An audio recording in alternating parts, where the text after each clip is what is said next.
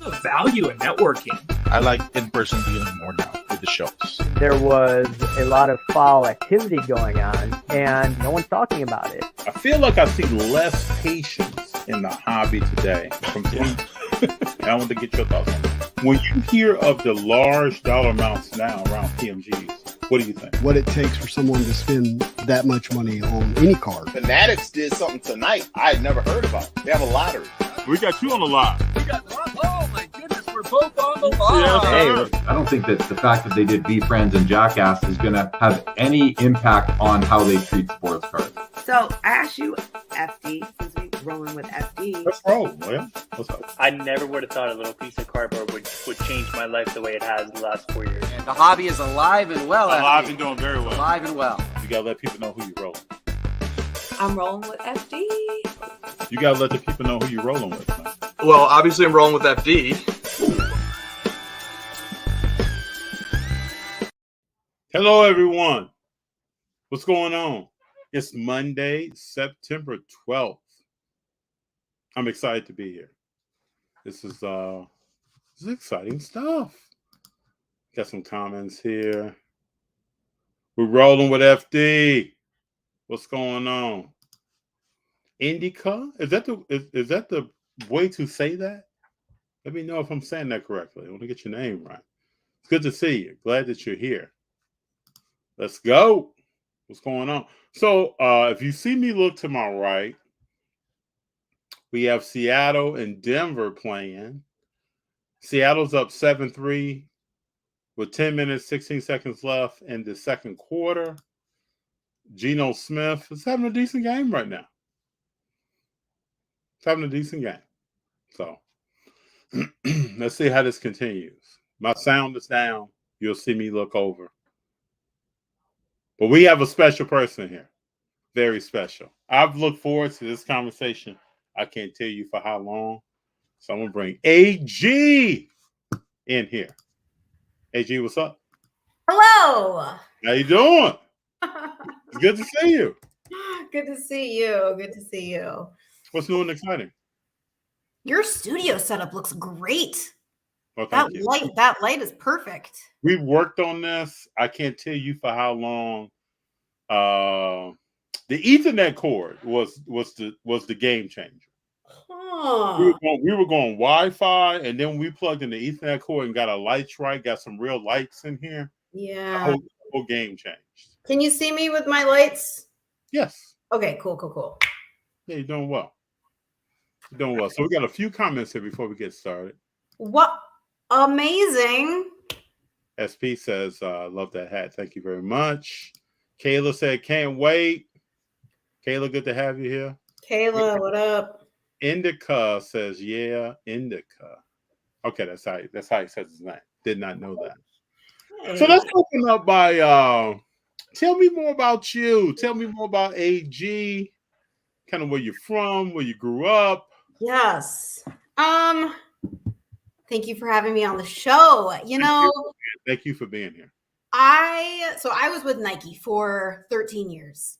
Okay. And with Nike, there were only a couple people that were allowed to talk to media, that were allowed to put themselves out there and do interviews and podcasts and all of this. And so when I left Nike, it was this whole new world of just starting to talk to people and really sharing more insights about me. So this is still really new to me.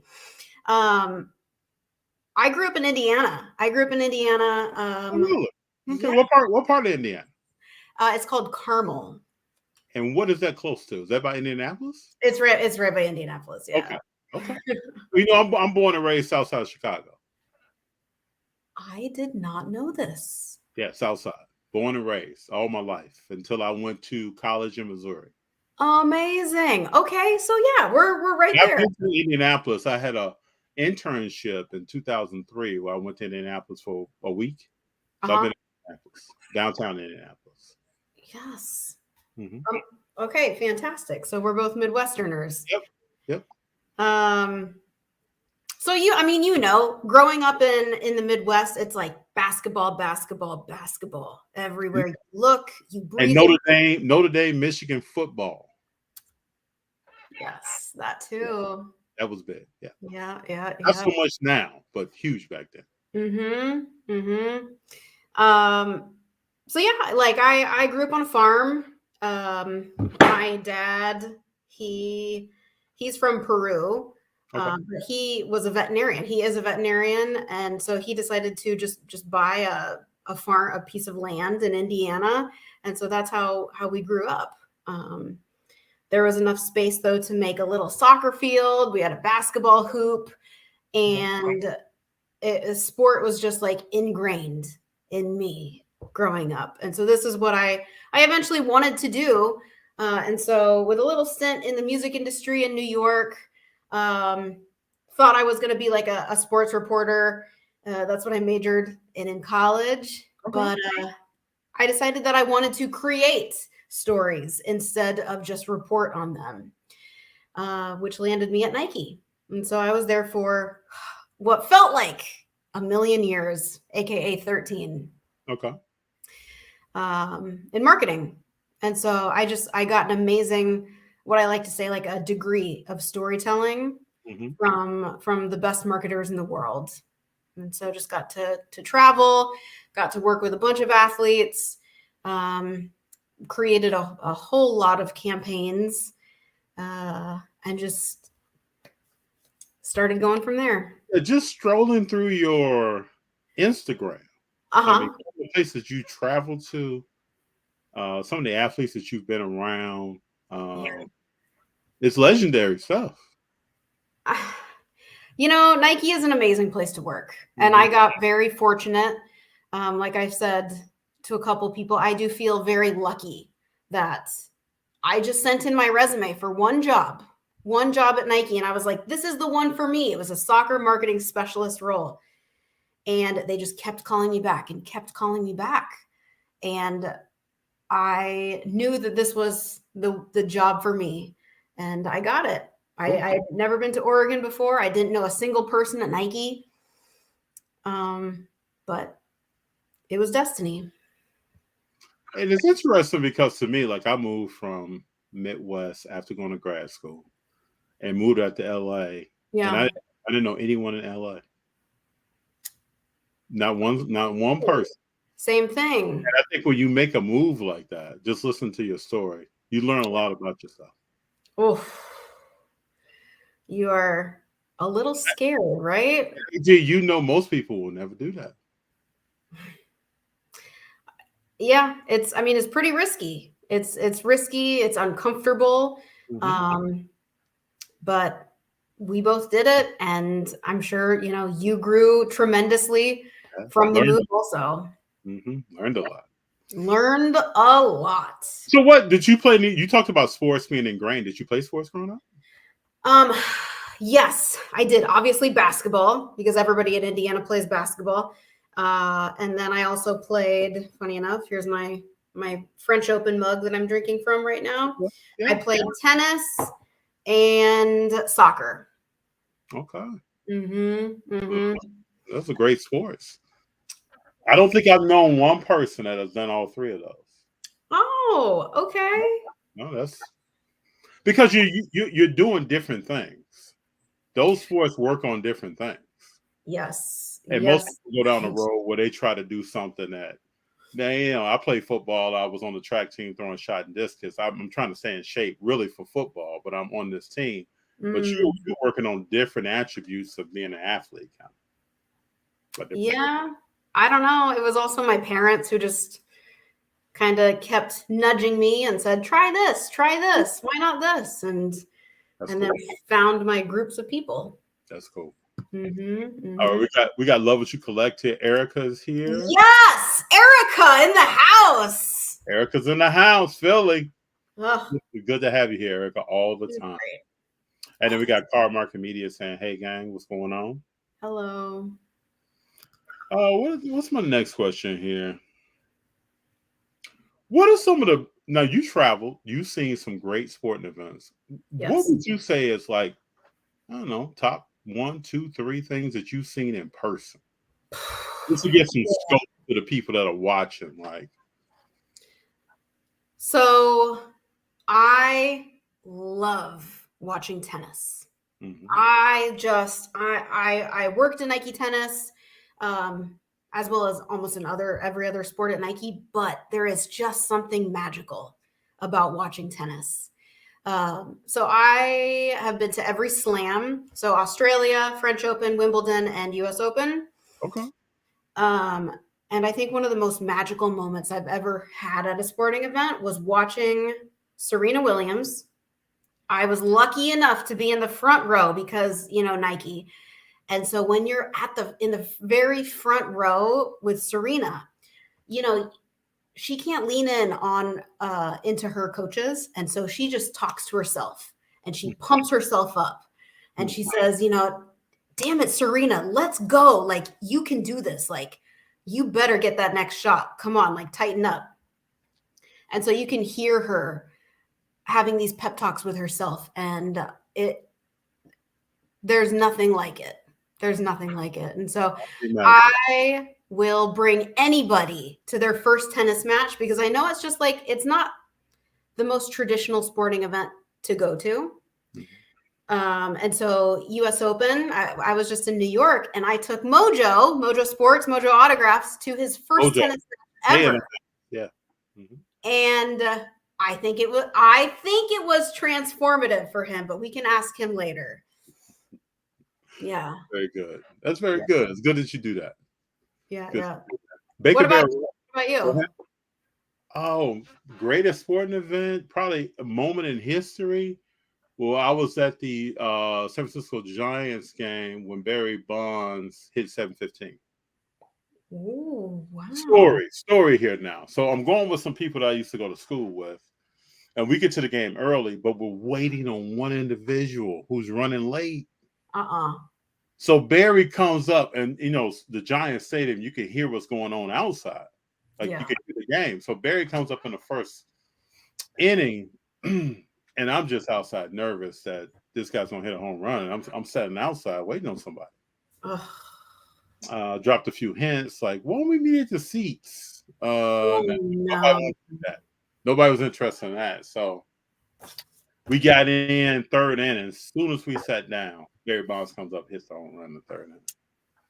So that's probably the biggest sporting event. Like when I lived in Detroit, I saw the Big Three play the Detroit Pistons, but it was kind of a blowout. But it was good to see those three play in person, see LeBron actually play in person. His speed on the court in person, you can't get that through a TV. Just how fast he is, how big and strong he is, and how fast he is. You just can't get that. But I would think those probably the two biggest things. I never saw, even growing up in Chicago as a kid, I never saw Michael Jordan play in person. What? Never saw him play in person. So when he won in 91, I was a junior in high school. Okay. And then after that, I went to college in Missouri. Bulls are winning. Then when he came back in 98, I'm graduating from college. And then I'm trying to get into grad school. It's like everything that was wrapped around the Bulls doing something. I was so focused on school, I did not take myself down to Chicago and actually watch that happen. Okay, you know what? That's fine, though. That's fine. You focus on school. You saw him on TV. You look back on it, though. You're like, you missed something legendary,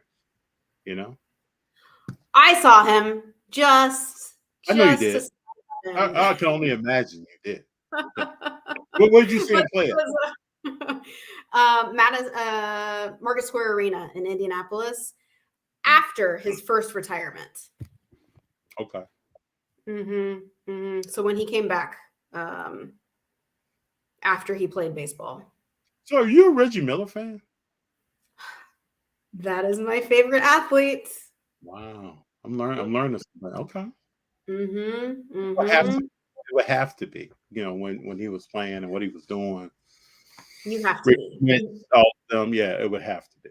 So, if you're from Indiana, growing up in the 90s, I mean, that was your guy. That's right. That was my dad's guy, my mom's guy. And in Chicago, we really couldn't stand Reggie Miller. I mean, who could? Like, the Knicks didn't like him. Yeah, he was irritating. Nobody liked him. He could play basketball. I give him that respect. Mhm. All right, we got Bacon Bear Rose saying what's up, FD and AG. What up? Demetrius is someone I went to high school with saying what's up. Glad to have AG, the OG, on in the house. Okay. Kayla saying no way, that was awesome. Talking about Serena. Gabe saying hi FD, how you doing today? I'm doing well. We got AG in the house. Kayla said I've watched tennis my whole life, but never been to a match. I haven't been to a match. Kayla, let's go. Come on. Gotta do something about that. Sheesh. Dexfo says FD, she has no idea that you're the best in the world at what you do. Dexfo, I'm always humbled by you. I do Dexflo. This is why I'm here. I'm always humbled. Sin City, straight from Las Vegas, saying what's up. Why our host? How does your interest in sports help you deal with risk and other professional realms? That's a detailed question. Interesting. Very detailed question.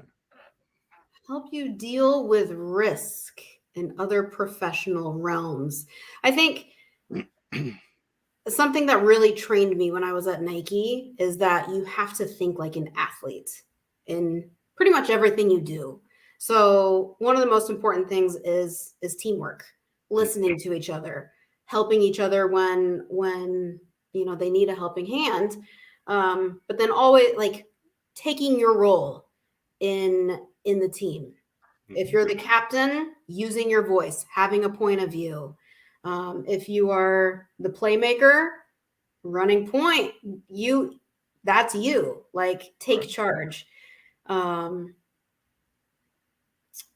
So I think that thinking like an athlete has been instilled in me for such a long time, and I think it's so important to think about anywhere you work, any kind of business deals, any kind of negotiation like this. What about you, FD? You know what I find interesting, though, and I'll say this, and there's no bias against people who have never played a sport. True. But when I work with people or I'm doing something with someone that has never played a sport, never been responsible for their piece of a bigger pie, yeah, the decisions they make are different than what I'm used to. Yes. I'm used to we get into a team situation. AG, I understand what you're strong at. I understand what I'm strong at. We're going to compensate for each other. I got your back. We're going to work this out. We're working with 3 or 4 other people. I'm going to find out what those people are good at. We're going to talk through situations. Yeah. Every idea is a good idea. We're going to get them on the table, talk about them. But sometimes you meet people who is maybe they're the only child. Maybe how they were raised was in a situation where their opinion was the only opinion that mattered. They were only listened to. It becomes different. And usually I get to the core of that by just asking some questions. I like to find out about people. And I've been given an ability to remember things about people. And so when I have a conversation with someone, I'm not just spending time having a conversation. Like when I start learning about a person, the fact that they're giving me back is important to me to remember about that person. Later have a conversation and build a relationship based upon that. So even if that person has never played a sport, I'm going to end up finding out kind of what makes them tick. What are some things that are important to them? And then we're going to have conversations based upon that. But I always find out when someone says, yeah, I've never even been on a badminton team. I've never done chess club. I've never done any of that. Yeah. That it just, okay, I got to find another way to get to know you. When you say think like an athlete and then you started talking about teamwork, that's the second thing to me. I don't care what sports you played. I've been around basketball players at a high level. We had a good softball team in college. I've hung out with people, talked to people. There's a camaraderie there. I don't care what group you're in, that if you play D3 to D1 football or even in the pros, there's something there that's a thread of teamwork that is always important. So I love that.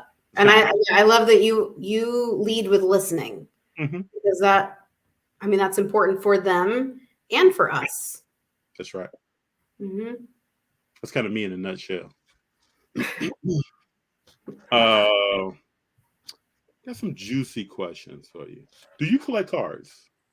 I do. What's in your PC? I'm very interested. This is a question I'm very interested in. What is PC? FD. So growing up in Indiana, of course, I started collecting in middle school. Okay. 6th grade, 7th grade, and junk wax, basketball, of course, but it was still fun. I did it with my middle school girls basketball team.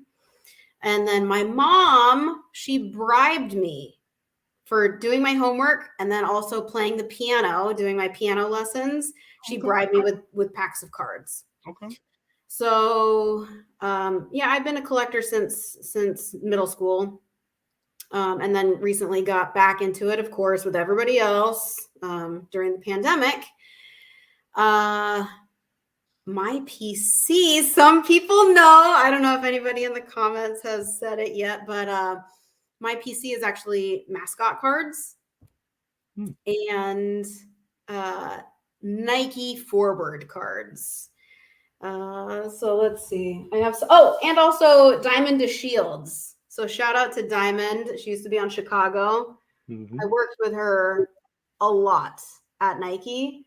And so I PC her. I have a lot of her best cards now. Mascot cards. Anybody that knows me, that follows me, I am a huge Mascot fanatic. And Gritty is definitely my favorite. Very cool. Very cool. Yeah. Kayla says Mascot cards for the win. Thank you, Kayla. Yes. Yeah, not enough people like going around to card shows, like hard to find sometimes. And the graded ones are pretty pricey. Yeah, I don't think I see Mascot cards. FD, South Side of Chicago, fun fact, the Mascot Museum is there. Really? Mm-hmm. So next time you go back home, see the friends and fam, you got to pop in. I will check this out. Mm-hmm. I'm always interested in new things. So, yeah, I'll check it out. Where is it in Chicago? Yeah. Don't worry about it. No, I don't know. I follow them on Instagram. You've already planted the seed. I can grow the tree. Yes. You know what I'm saying? I know what you're saying. Who's a Philly girl? Is it the basketball player you're talking about? Erica, Philly Grit. Oh, Gritty. She's talking about Gritty. Yeah, okay, Gritty. Yeah, from Philly. Yeah. Yeah, Gritty's from Philly. Yeah. So Purple Haze says, "Why Mascot cards? What got you interested in collecting mascots?" I honestly I've loved mascots my entire life. I think they're fun. As a marketing person, a storyteller, I think they add a lot to a brand or a team. They humanize teams in a way that, you just can't do through a logo or through a word. So I've always found them to be super fun. And when I realized that they had cards, especially like auto cards, they look cool. I was just all in. And so whenever I go to sporting events too, I try to get my picture with the mascots too. Keeping it fun, like what's life? You got to have fun. That's right. Erica said mascots don't get hurt. This is true. Yeah. Feed the Gods, it's good to have you here always. Sport card show. So everyone should make a move like that. It helps us grow and learn. I took a job and new challenge in Silicon Valley and NYC. Yeah, it's true. Okay, sports card show. Nice. Love what you collect says, the Be More Ravens mascot got hurt this year, sadly. Oh, that was so much drama. Did you see him getting carted off? No, what happened to the Baltimore Ravens mascot? What happened? I wish we could embed some video. So there was a mascot game and the Raven got injured. And so they had to drive the little cart out there. They checked him up and then they escorted him off. And there was an official press release even where the coach of the Ravens said, unfortunate news. He is now on the injured reserve list, and he is not going to be able to participate in the season. Interesting. Yeah, I know. Yeah, that's sad.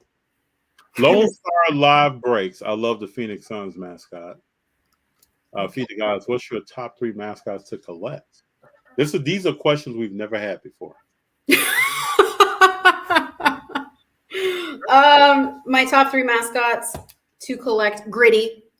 Gritty is my just number 1. I think he can do no wrong. No wrong. I will, because I worked at Nike for such a long time. I met a lot of athletes. Mm-hmm. People ask me if I would ever get nervous around athletes, or who would I get nervous around. It's nobody at this point. But if I did meet Gritty, my heart would be racing. My palms would be getting sweaty. I am not even lying. So Gritty, I love the San Diego Chicken just because of his importance in sports. And third one, I guess Boomer from the Pacers. Okay. Mm-hmm. Yeah. Do you have a favorite mascot? The Bulls mascot is by far probably my favorite mascot. Yeah, Benny's cool. He dances a lot. Benny's all over the stadium, even up in the cheap seats. Yeah. Moving around. When the Bulls were winning championships, Benny was big. Benny the Bull was big.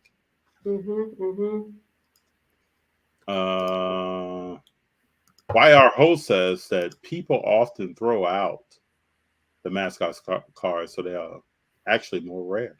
That is true. I think you got another person here that enjoys Reggie Miller. Sports Card Show says Reggie Miller was awesome. I remember his sister was better than him. She scored 100 points in the game. Mm-hmm. True. Let's go back to you made a statement earlier about not being nervous around athletes. Yes. Why do you think that is? Because I don't get nervous around athletes. Why do you think that is? I think just having confidence in yourself. It starts with that.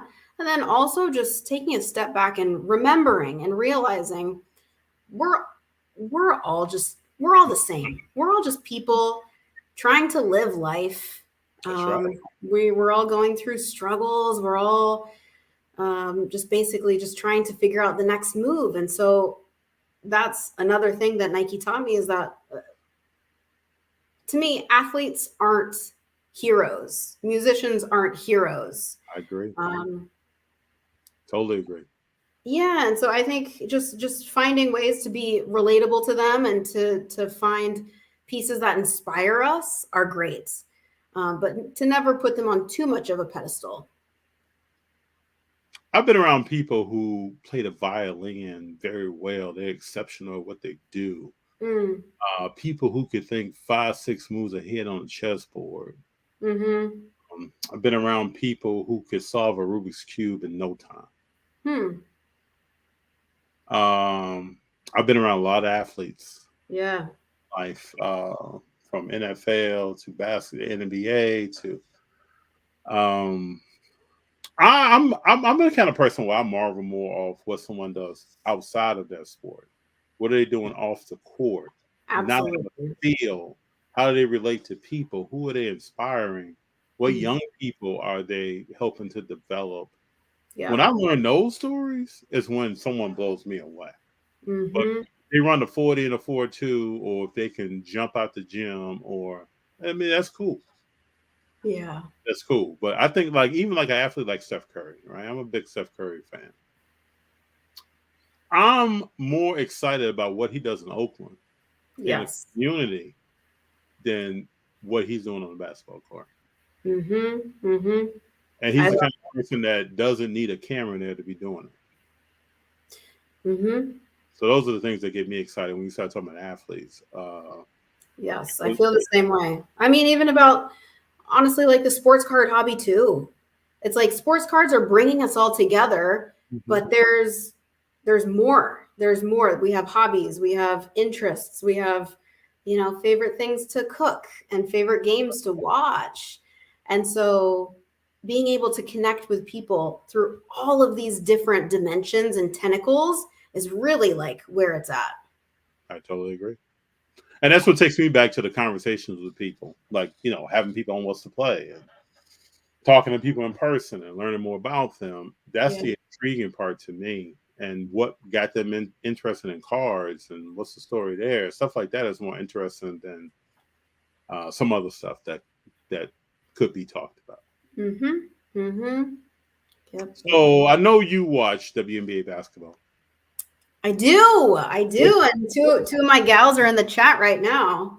What's your prediction on the finals that's going on right now? Oh, sheesh. I don't think Connecticut will win a game.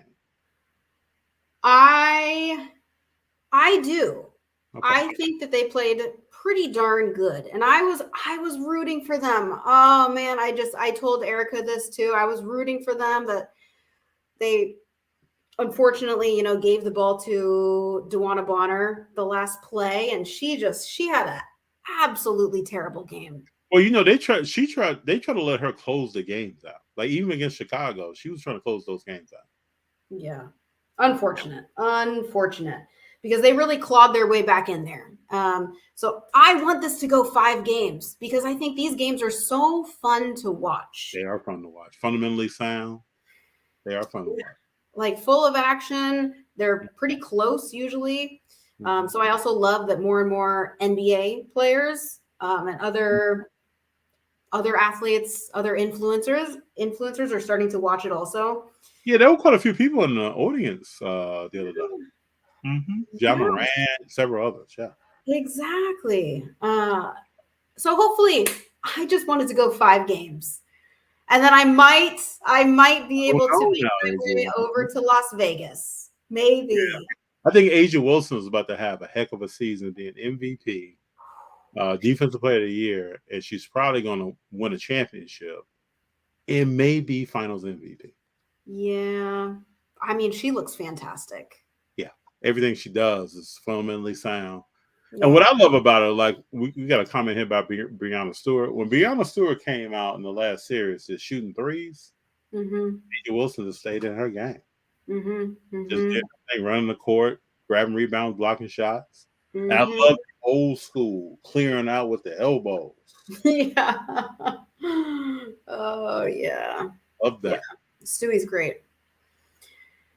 I don't know if she's going to be traded to the Liberty though. I haven't been following up with the trade rumors. Yeah, I don't know either on that. It'd be interesting if Sue Bird retires and then she ends up moving on. That's a lot more. Ooh, Liberty. Oof.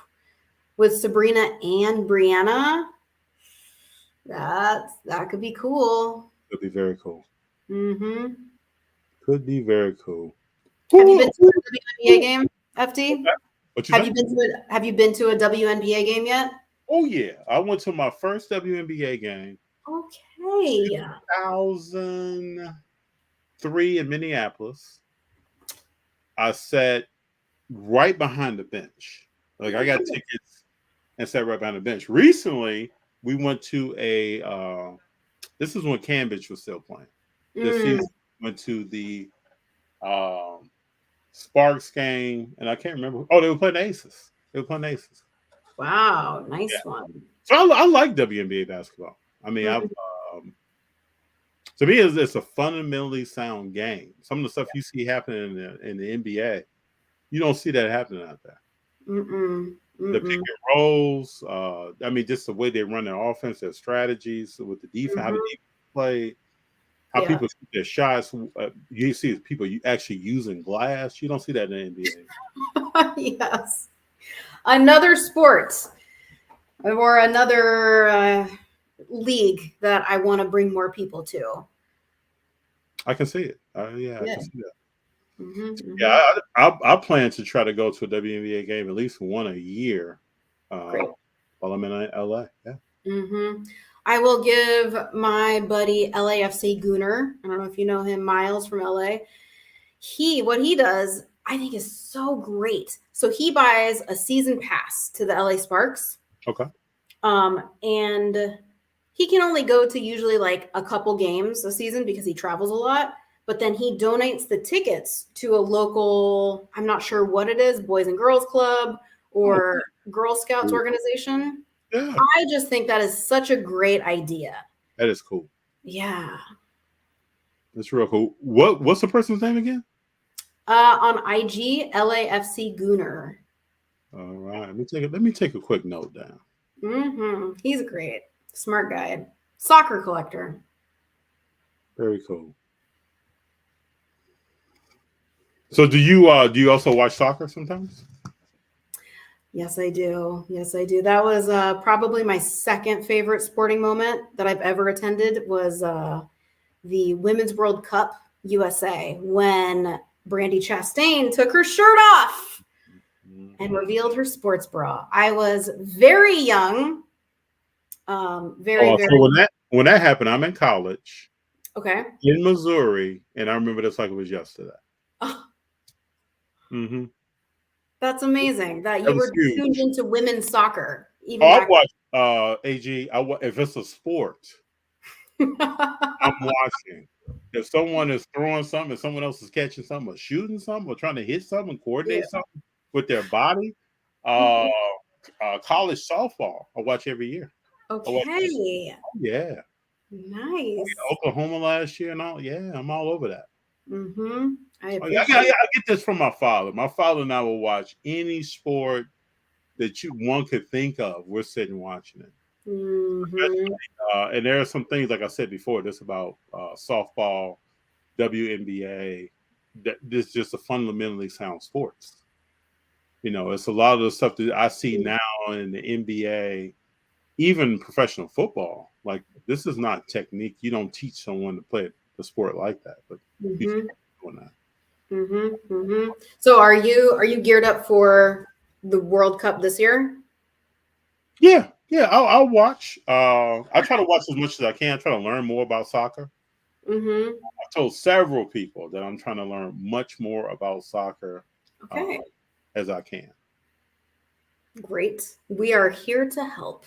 And I know hockey, like I've been to hockey before.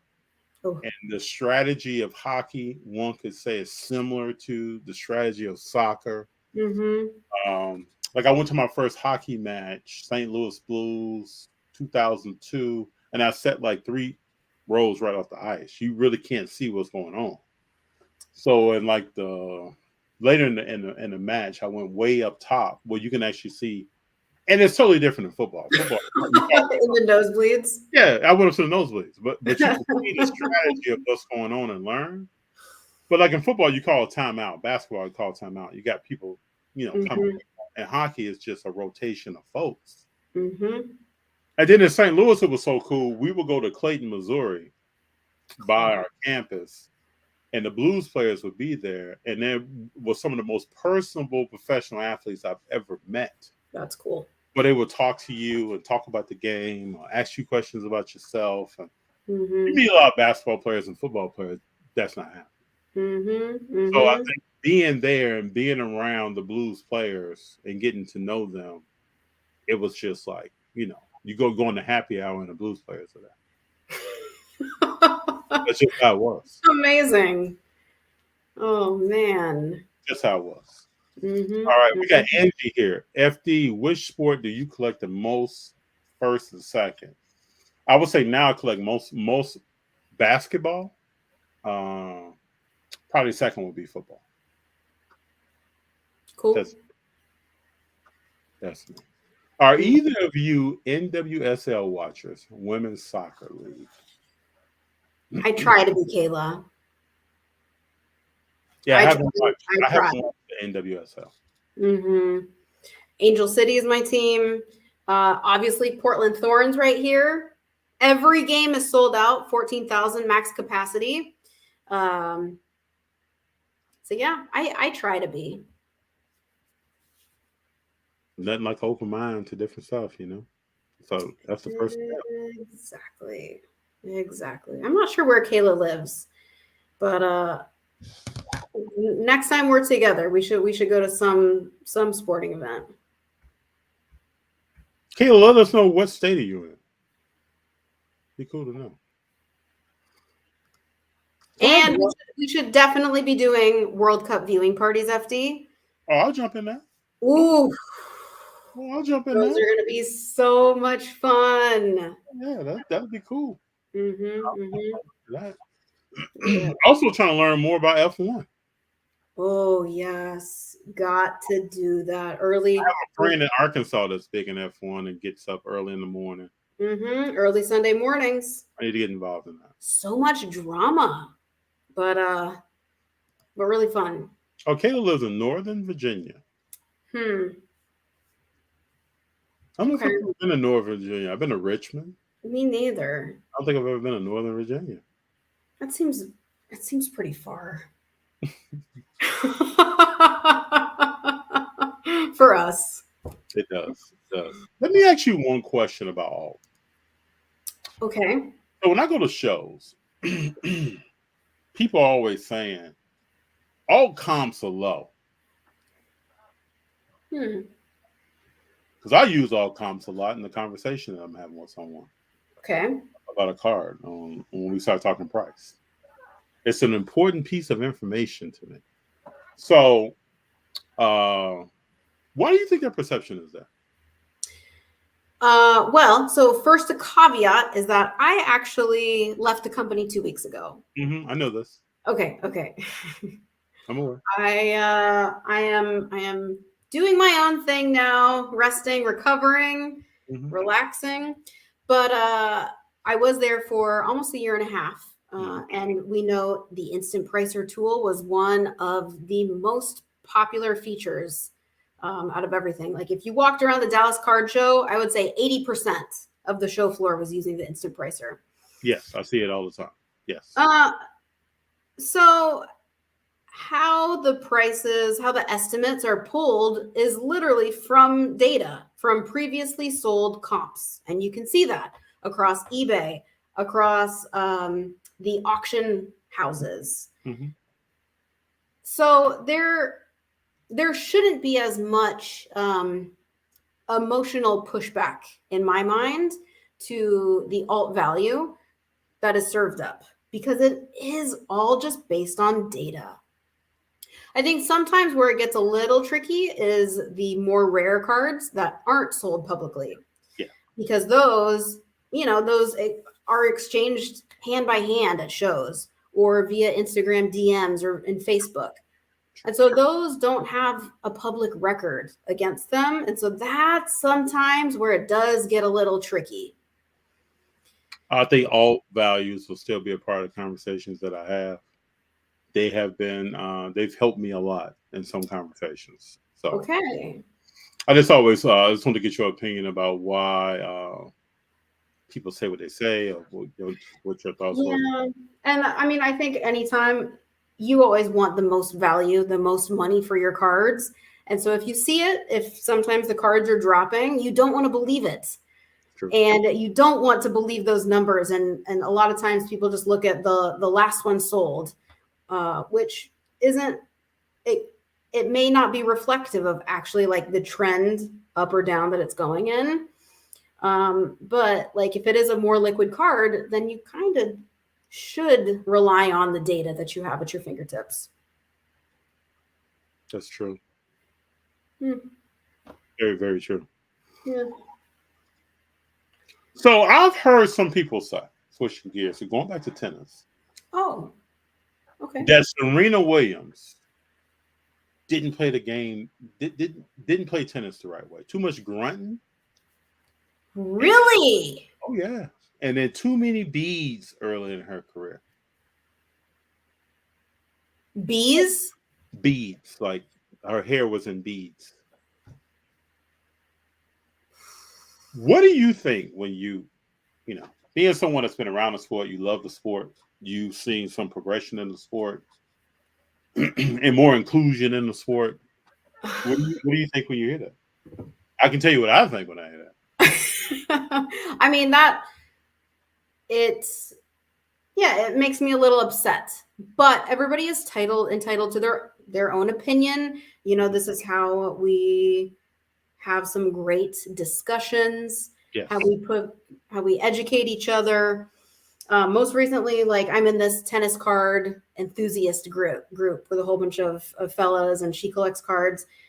And somebody in there said that it was either they thought or somebody in the community thought that Steffi Graf was the greatest of all time, and that we were crazy for thinking that Serena could be. Okay. And so it's like, you know what? Everybody has their own opinions. It's like GOAT talk for any sport, right? Exactly. You're going to see things through your own glasses. That's right. You can kind of slice and dice it, just like any kind of data, any kind of metrics, any story. You can slice and dice it however you want to get to the expectation or the final ending that you are trying to push or that you believe in. But I mean, at the end of the day, like beads, I can't. Just so you know now. So I came through all of this, right?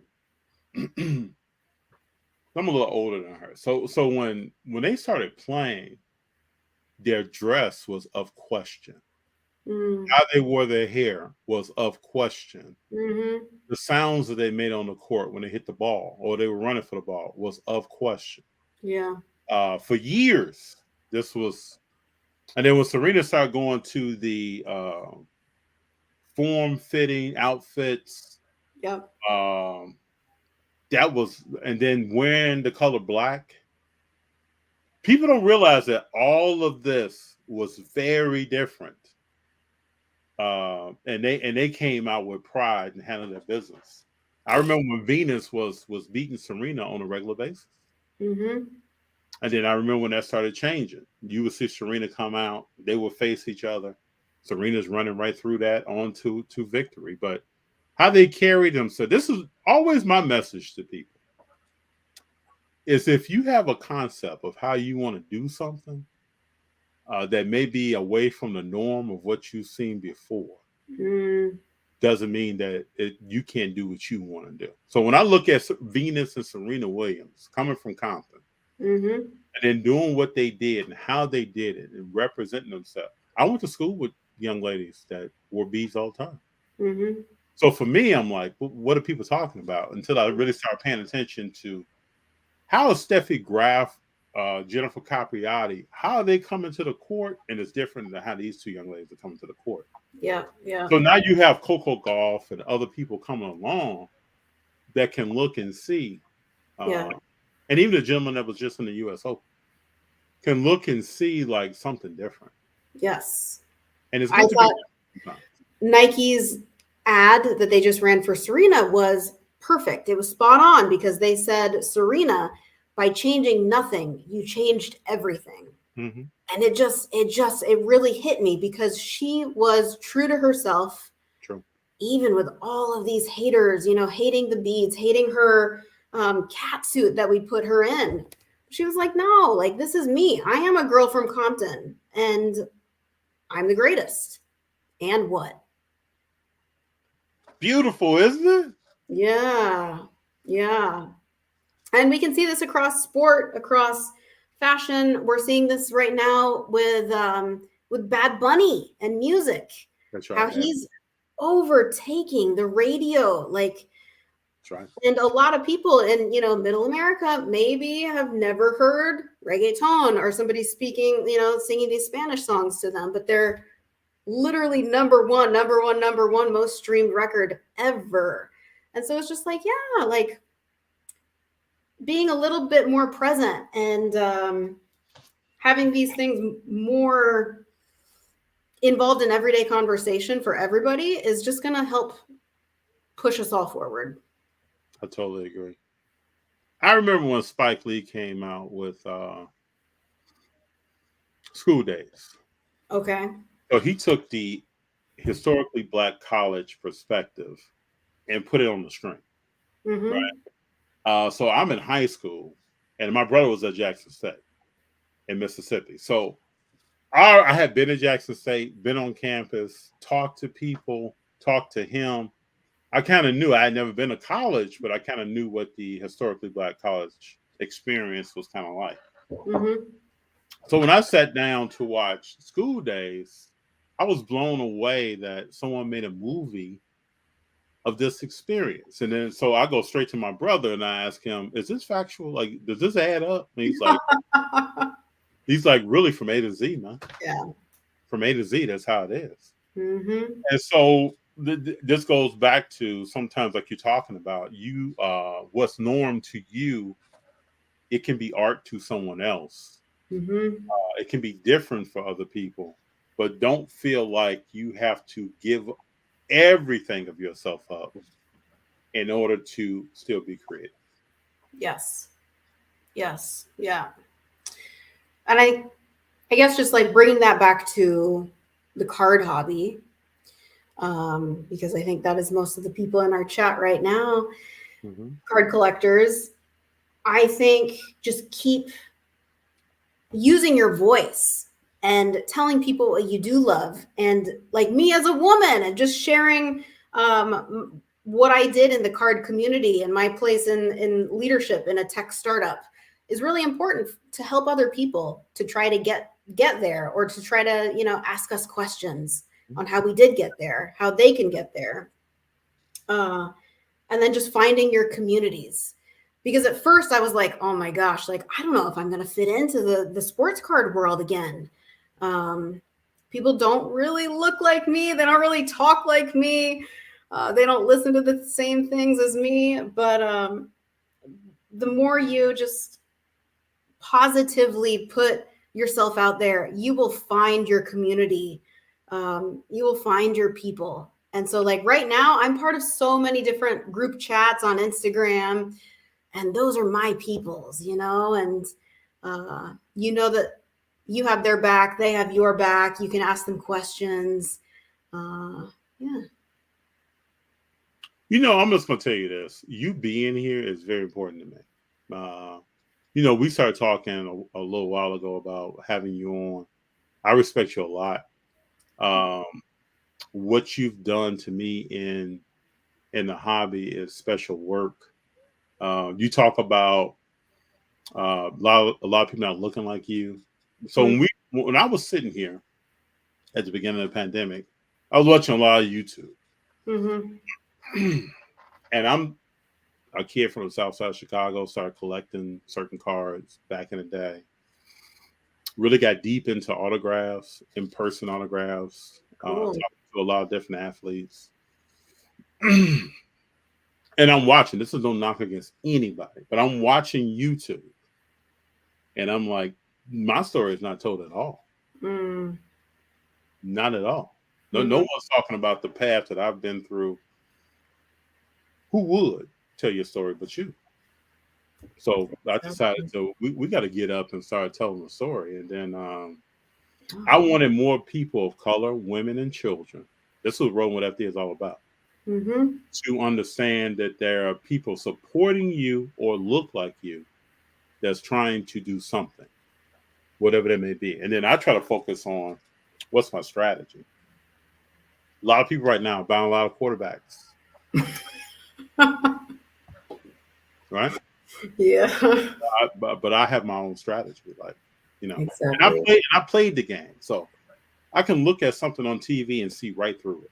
I can look at Lawrence. I can look at certain quarterbacks. If I was in a huddle with them, I can see the confidence in their eyes. Joe Burrow the other day threw 3 interceptions. He looked like he didn't throw one. He has that gift. A lot of other quarterbacks don't have that gift.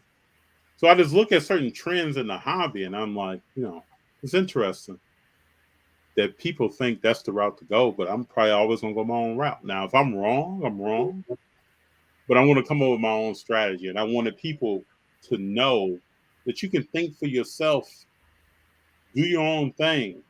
And then I was always gifted with some forward thinking, 5-10 years from now, what's going on. So when people look at some of the moves I make, probably with cards, they're like scratching their head, like, why is he doing that? I'm thinking long term. I'm not thinking a lot of stuff now on YouTube, and then the hobby is short term thinking. Nothing wrong with that.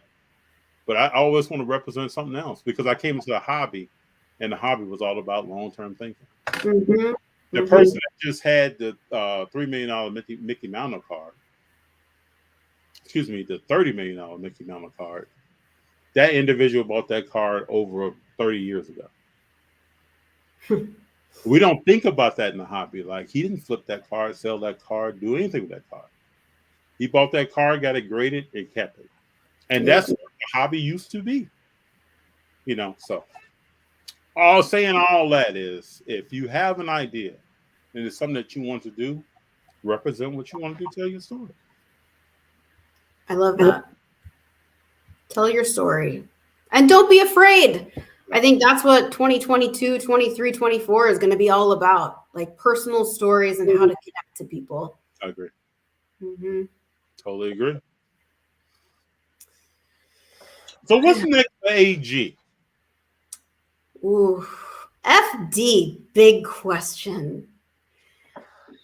So right now I am 2 weeks out of alt, and I have been traveling around. I hit the US Open. You guys saw that. Saw Serena's last as you should. I think people need to realize too, though, once you work and you want change, you do something that creates change. Sometimes you gotta take some time for yourself. Thank you. Thank you. Oh, yeah. So immediately, you know, when I announced that I was leaving, everybody was like, what are you doing? Like, what's next? What's next? What's next? And I'm just like, what's next is I am relaxing and I am enjoying life, because at the same time, I don't necessarily think that life should be bookmarked by your jobs, job after job after job. It really is about what I always say. It's the moments between the moments that you remember. It's the conversations. It's like, you know, the funny things that happen in your day, and just like the magic of what's around the corner when you travel. So I'm just like, I'm trying to relish in these magic moments right now, just for a little bit, and to see what will inspire me next. Great. Yeah. And who knows? I don't really know. Anything could happen. And AG, you don't need to know. Yeah. So I'm gonna tell you, I asked that question to not get an answer. I like that. Okay. You don't need to know. You do your thing. Thank you. Thank you. I am gonna keep. You don't need my permission to do it or anybody else's permission to do it. I'm just gonna keep talking to people, being kind to myself, being kind to others, and yes, like be in the moment. Your host, be in the moment.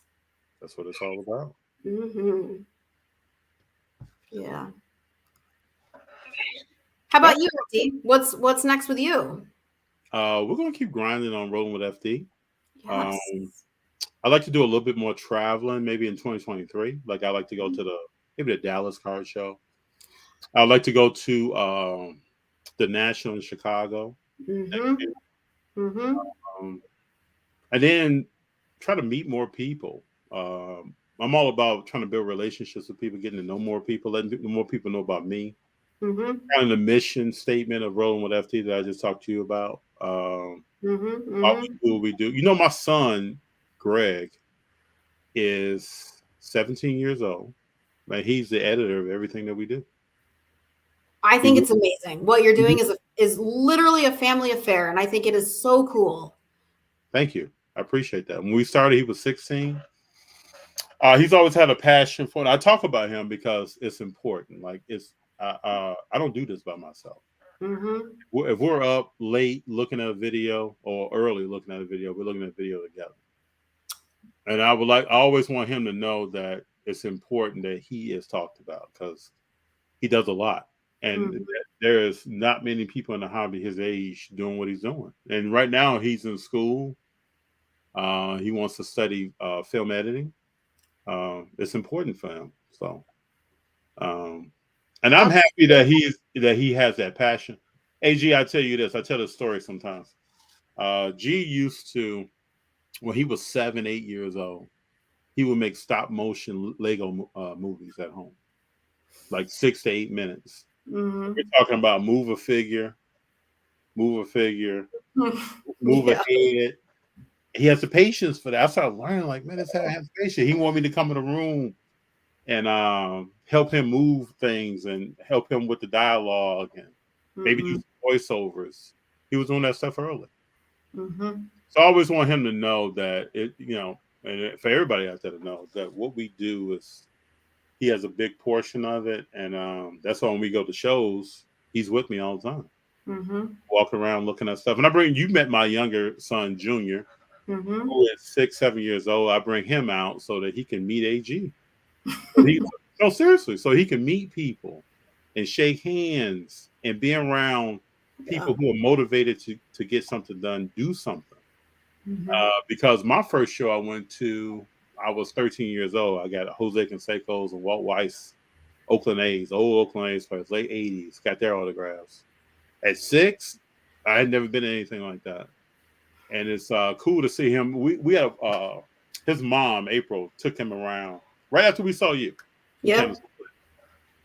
And she took him around Burbank. And in LA, Junior knows people. People know Junior. So people say, hey, Junior, talking to him, picking him up, hugging him, doing all that. And he was walking around holding his own in the show. That taught me a lot.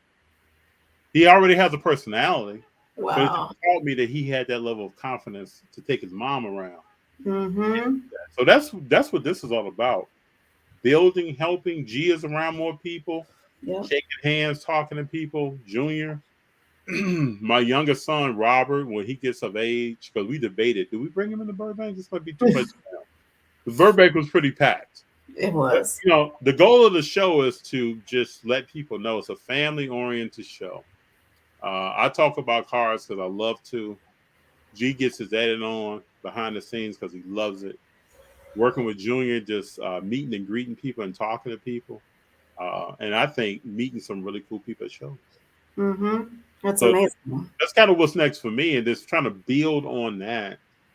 And I think probably as we go, I'll talk more and more about different strategies. I've been trying to incorporate more strategy talk so people can kind of get where I'm coming from, what I'm talking about. And it may be different than what you've heard. Because when we first started, we're talking about differences. Just a small YouTube channel. I used to get comments all the time about, what are you doing? You don't buy and sell enough. What's up with all this talking? Oh. Why are you talking to people? We used to get that all the time. And I would write back like, this channel is about building relationships with people. Talking to people. Doing stuff that, if you went to a show in the late 80s, 90s, there was more conversations with people than card exchanges. Yeah. So that's just that's where I'm from. That's what I'm used to. So I want to bring more and more of that. So that's kind of what we're going to be striving for in the next 6 months to a year. Yeah. And then we'll see what's happening after that. I love that, because that is the reoccurring theme that I feel in sports cards also, is that you build these friendships and you're so excited to talk to each other, to see each other in Dallas, to see each other in Burbank. And it's sometimes even more exciting than, telling people how much you made on the latest trade that down the at the next booth or something. So yeah, I think the sky is the limit for G. If he started so young and he has now access to all of these different content creators and influencers and editors just in the hobby itself, I think anybody would be would love to help him out with any question and answers, or just giving him a project or two also. So I think that's super cool. Thank you, AJ. It was an idea that I had, when we first started. I used to talk about it. I don't know if you know old rap. I know you do. So you have like Eric B and Rakim, right? Yeah. Eric B's on the mic. Rakim's on the mic. He's always talking about Eric B. So when we first started, I used to talk about G all the time. G this, G that, G this. And G at the time was not comfortable really being in front of the camera. So people would leave comments and ask, AFD, who is G? Then we started telling them more about him. Then a couple of times we got him to get in front of the camera. And when we did our 3,000 subscriber announcement, he said to me, I would like to say something. And that blew me away. Okay. He wanted to say something to the people about their support, their level of support. That's what I remember saying, talking about it was cool to have people support and him knowing that people are rolling with us. It's kind of what it's really all about. Love that. And you're helping him become more comfortable in his own skin and sharing his point of views and sharing his story too, which. Because I think back when I was 16, right? I'm playing football in high school. But this is before social media and everything, YouTube and everything. I didn't know what a kid was doing in Wisconsin. And now you know these things. And for I think him to be able to do that kind of stuff, and even for Junior to be able to walk around, talk to people, it blows me away. Shocks me. Because I wasn't really, I guess the parameters I was in at the time, there was really nothing like that. So it's interesting to see when people just take hold of something and start going. And if I have any part of that, then I'm humble. Yeah. Humble about it. All we had were Spike Lee movies back then. That's right? That's all we had was Spike Lee movies. That's true. He educated me a lot on New York before I ever went to New York. Like, what is New York? Being from Chicago, I'm like, what is New York like? My education was Public Enemy, Wu-Tang, and Spike Lee. That's right. Because when you watch the movie Crooklyn, you see New York. There's so many things that he just walks you through the culture, the dress, which was similar to Chicago and a little bit different. The love for Jordans was the same. You step on my Jordan, a whole nother conversation. That kind of stuff was cool. So, I mean, that's just more testimony into where you're from, showcase that, or your culture, showcase that. Let people know more about you. It's a good thing. I think at probably one point, and maybe even certain parts of America right now with certain people, it may still be a little bit taboo, but don't be afraid to be you. Exactly. And it is all about your personal brand right now, too. That's going to set you apart from everybody else, obviously, because it is you. It's your voice. True. And people want to know about you. So keep going. Eric has a question. Good question. What's your favorite Spike Lee movie? Mine, I will go first. Mine is Do the Right Thing. I think mine's Do the Right Thing as well. I mean, the soundtrack, obviously, with Public Enemy, with the Jordan sneakers, stepping on them. And I think it's just the perfect movie. Like a couple of weeks ago on here, I played a Radio Raheem where he did someone didn't know what a boombox was. So I showed Radio Raheem having a boombox battle with a guy on the street and Do the Right Thing. I mean, that's what I grew up with. I mean, people walking down the street with boomboxes on their shoulder. Yeah. Well, AG, I've enjoyed KRS-One was special. We could talk rap all day. KRS-One was special. I've enjoyed this time with you, talking to you. I knew it was going to be just like that. I know it was going to be good to talk to you. I'm telling you, I've been excited. You can ask people here at the house. Been excited for this for a while. Well, thanks so much for inviting me on. It was such a nice surprise when you actually did, and I'm glad we were able to make it happen. And yeah, I'm a big fan. Yeah, thank you. I'm a big fan of yours. In the future, I'll probably reach out in a couple of months or so, maybe after the beginning of the year, to invite you back on. Amazing. And hopefully we see each other before then too, at a World Cup party in SoCal, or at a Dallas card show, something. It's all good. Yeah. All good. Now, before you get out of here, because with my special guests, I always ask a question. I'll ask you who you're rolling with. And for our intro, you got to let me know rolling with FD. So, AG, who are you rolling with? I am rolling with FD. Thank you very much, man. I really appreciate your time and you being here. It means a lot to me. I think it means a lot to the people who have watched tonight. We've had some good comments. Nothing but respect for you, AG. Thank you guys for tuning in. Appreciate you. Until next time. All right, you have a good night. Bye. Bye-bye.